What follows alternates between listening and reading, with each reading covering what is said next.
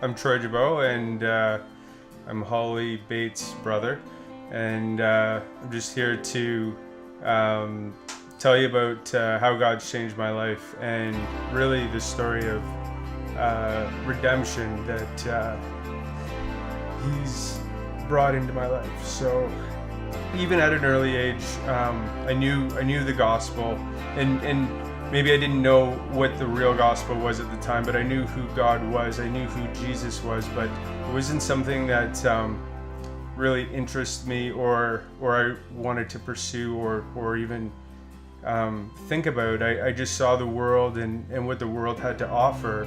I was just like, no, I'm just going to go for the world. I'm going to do this because this looks more enticing. This looks more of how I want to live my life. And one Sunday morning, I remember going to church, and I found myself on the front row of the church with my mom, and I was like, I can't, like normally I was in the back row, sitting in the back, just trying to hide. And it was so random. This guy, I don't even know who he was. He got up, said a few things to some people, and he looked right at me, and he said, Troy, there's no rock big enough and no desert big enough for you to hide or run from what God has for you in your life. And so then after that, I just ran harder and faster from that. And from there, I just found myself going more into the world and really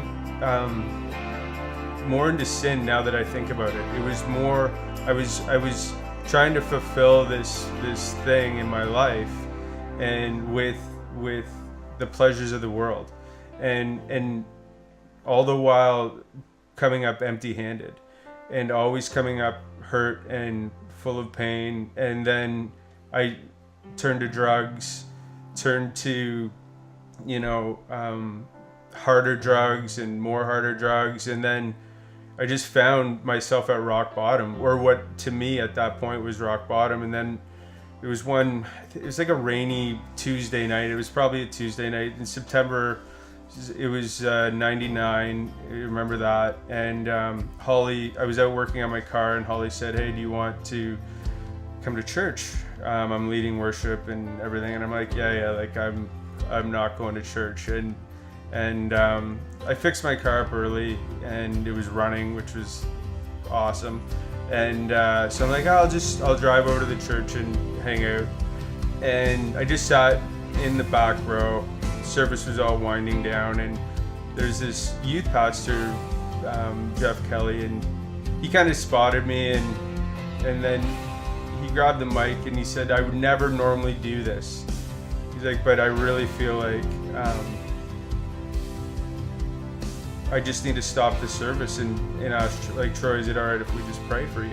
And I remember sitting in the back row, and I was just like, okay, God, like, if I say yes to this, I'm just all in, and like I'm all yours. And I just said, okay, like, you can pray for me. And really, ever since that moment, he's had me, and he's never let me go.